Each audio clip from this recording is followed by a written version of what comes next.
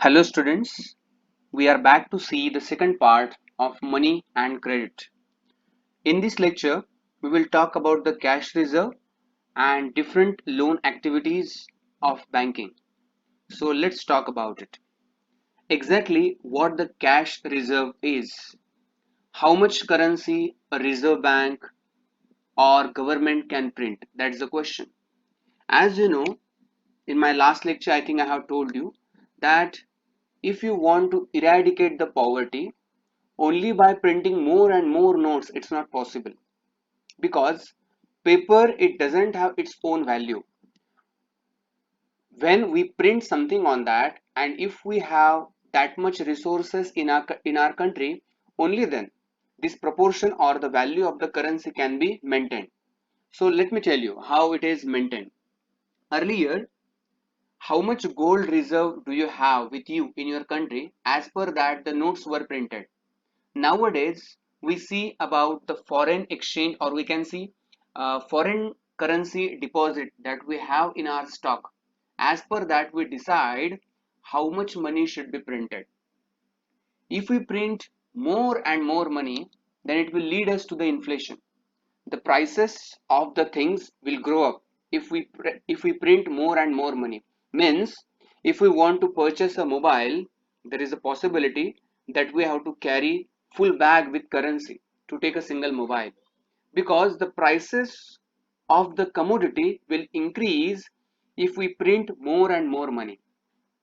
That's the impact of printing more money. Okay, so first, when the bank is going to print the money, it has to see how much gold deposit it has, how much foreign currency it has. As per that, it will be decided with the proportion of those currency and gold reserve, it will be decided how much currency will be printed. So again, there can be a question in your mind, how the rate of currency is decided. Means, as you know very well that nowadays dinar is the most expensive currency in the world, then dollar, euro, francos, etc. Okay, you know about it. So why $1 is equal to 78 rupees or 79 rupees, somewhere here and there, because it shifts. So why this difference is there? There are two reasons behind it. First reason, see, if you go back in history, you will come to know in 1947 we got independence.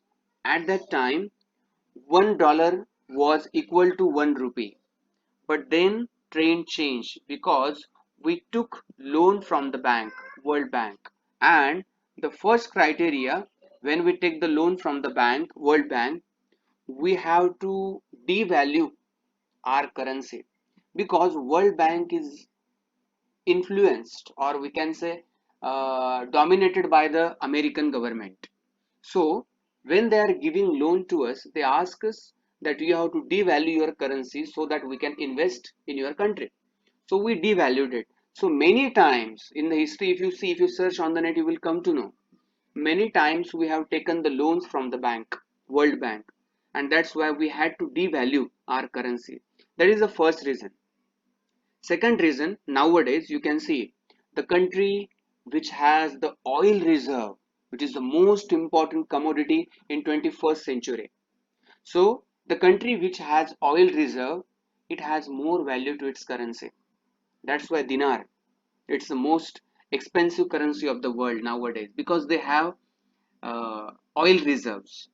Third reason is, when you are doing trade with other countries, then your export rate should be more than import rate. Means, if you are exporting maximum things to the world, to other countries, then you will become a developed country. But if you are importing more and more things in your country, then your currency will devalue. So if you see in our India, many technical things we import from other countries, isn't it? Let me tell you. For example, uh, all the defense systems, submarines, then fighter planes, then uh, war machines, or we can say warships, we all that import on defense system. And as you know, approximately 40% amount of GDP we invest on defense system, and many of the things we carry from other countries, means we are importing. That is the first thing. Second, if you come to the technical things, many of the gadgets, electronic gadgets, or many of the machinery we import from Germany, from Japan, isn't it? Or the technology. So, of course, we are exporting many things in agriculture. It's not like that we are not exporting anything. We are exporting agricultural things, many agricultural commodities or the crops or the raw material we are exporting. But you know very well that how much value nowadays agriculture sector has in GDP. It's very less, isn't it? So my dear students, I would like to tell you, keeping all these things in mind, the government or the Reserve Bank, they have to decide how much money we have to print. Clear? Sure. Next. Now we are going to talk about the credit system, that is loan system, how it is operated. Credit refers to an agreement in which the lender supplies the borrower with money, goods, or services in return for the promise of future payment. That is the credit system, loan system. What does it say? It is an agreement by which lender supplies the borrower with the money, goods, or services in return.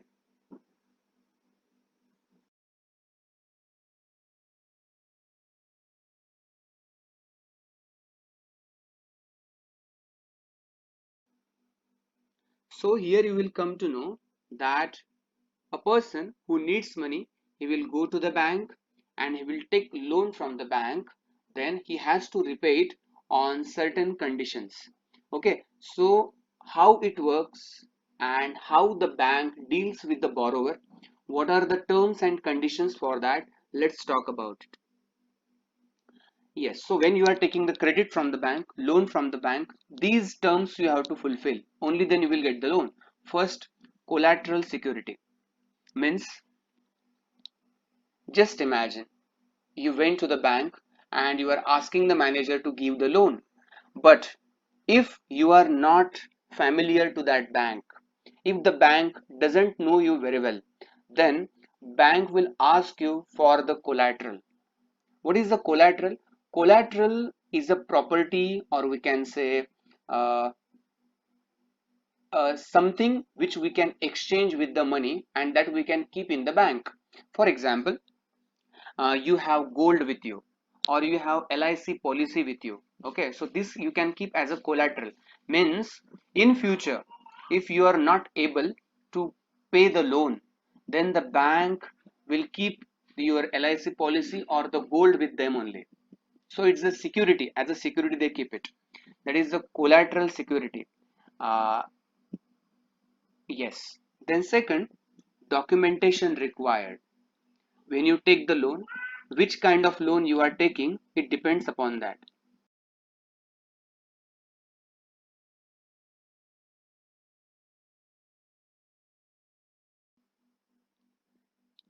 When you are taking the loan, which documents are required? So it will be decided upon which kind of loan you are taking: personal loan, home loan, mortgage loan, anything, car loan, etc.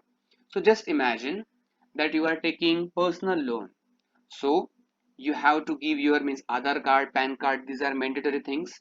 Second, your income certificate and your uh, salary certificate if you are working somewhere, how you are going to repay that, and collateral security, that also you have to give.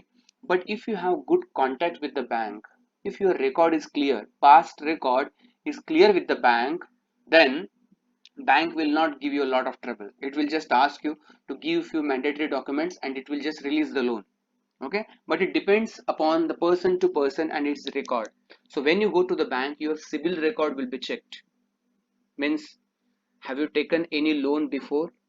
And if it is taken, is it clearly paid or any pending EMIs are there, or you are defaulters? If you are a defaulter, then you will not be paid the loan. Okay, so all this record is checked and only then the loan amount is released. So documentation which are required, that must be given to the bank. Then term of the loan. Term means for how many years you are taking it. For example, I want to take loan of 10 lakh rupees. Then bank will ask me within how many years you want to repay it. 10 years, 5 years, 15 years. So as per that, the loan amount will increase. Means you will get the 10 lakh rupees, but when you will give it in return after 10 years, every monthly you are paying EMIs. Okay. So when you are paying this, included interest in that, how much money you have to pay, it will be decided at the end of the year, at the end of the 10 years. Means if you have taken 10 lakh rupees, then after 10 years probably, of course it varies, it depends upon the interest rate.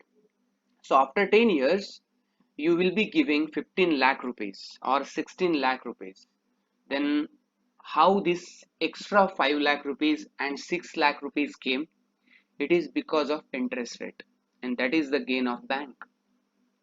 Okay, so term of the loan, for how many years you are taking the loan. Then mode of repayment, monthly you are paying, annually you are paying, okay, or quarterly you are paying. So that also will be decided. Then rate of interest, this is the most important thing.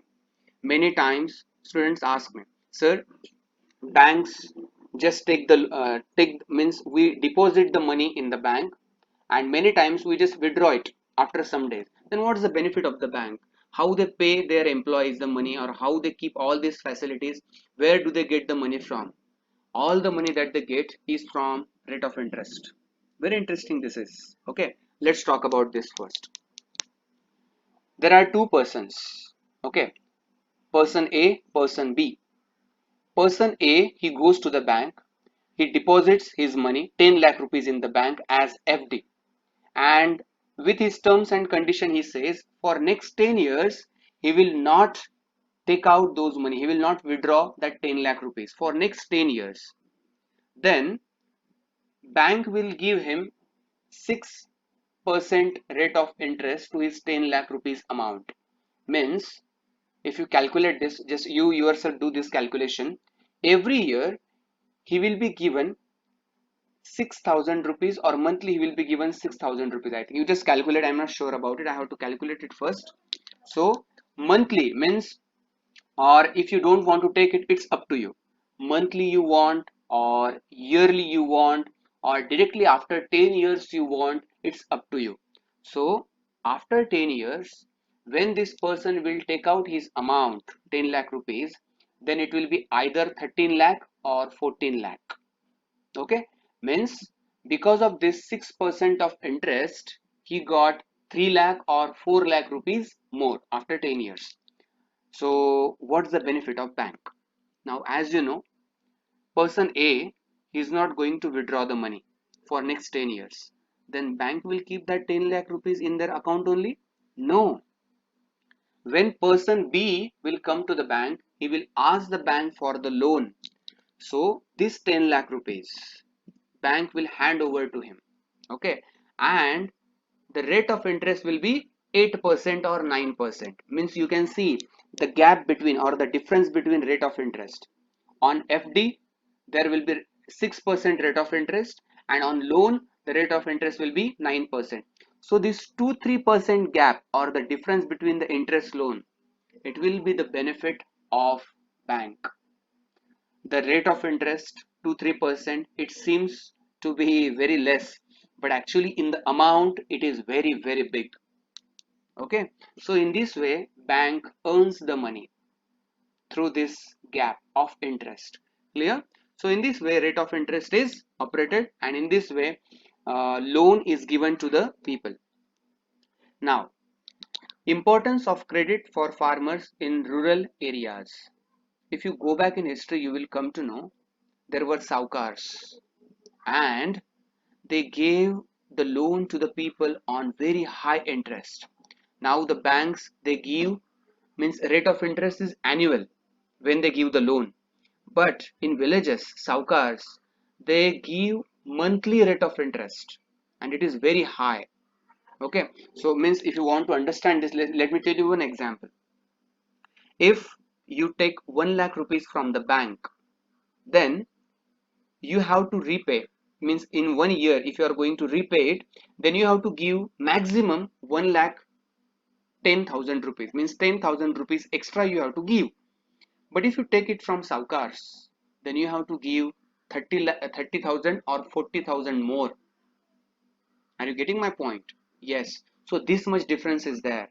And if the farmers, they are not able to pay this much loan to the Saukars, then their land will be seized by these Saukars. So this system was prevalent in our India earlier. So when the bank was introduced, then our farmers are relieved from this harsh system. Farmers need credit to buy seeds, fertilizers, pesticides, electricity, and equipments, etc. There is a minimum period of 3 to 4 months between the time when the farmers buy these inputs and when they sell the crop. Farmers usually take crop loans at the beginning of the season and repay the loan after harvest. So this is a annual circle, but sometimes it may happen that farmers are not able to pay the loan because of drought, because of famine.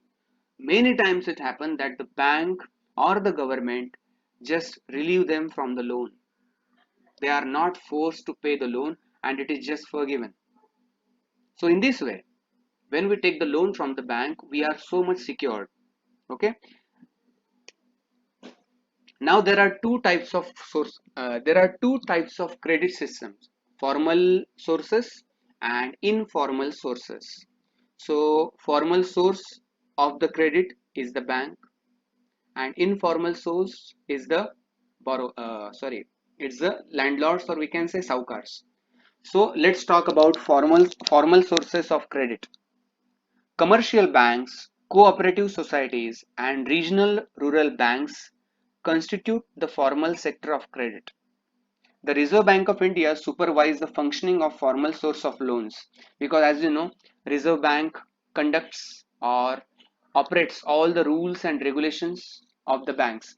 So Reserve Bank time to time gives the guidelines to other banks, SBI, then Bank of Baroda, Bank of Punjab National Bank, ICICI, etc. So all these banks work under Reserve Bank. All the rules and regulations are given to them, or the guidelines given to them by RBI. So monthly means, of course, bank to bank or year to year it is decided. Annually, quarterly, monthly, or after 15 days, this record banks have to provide to RBI to whom they have given the loan. Means who are the people? Are they farmers? Are they businessmen? Are they servicemen? You have to decide that. Means 30% of the loan must be given to the farmers. That is the criteria for the banks in rural areas. Okay. So the Reserve Bank of India supervises the functioning of formal sources of loans, and there is a specific rules and regulations for that, and they can't break it. They collect low rate of interest. They follow some well-defined rules and procedures. So in this way, you can see the formal sources of credit, they are very secured and safe. So when you go for any kinds of loan, directly we can approach the bank. So when we go to the bank, of course, we must fulfill the terms and conditions of the bank. That system we have seen, these five kinds of terms: collateral security. Actually, every time it is not asked. So that is not mandatory. But documentation, terms of the loan, mode of repayment, and rate of interest. So all these things, if they are fulfilled as per the terms of bank, it will be very easy for you to get the loan. Okay. So chalo fine. About informal sources of credit we will see in our next lecture. Till then, thank you so much. Have a nice day.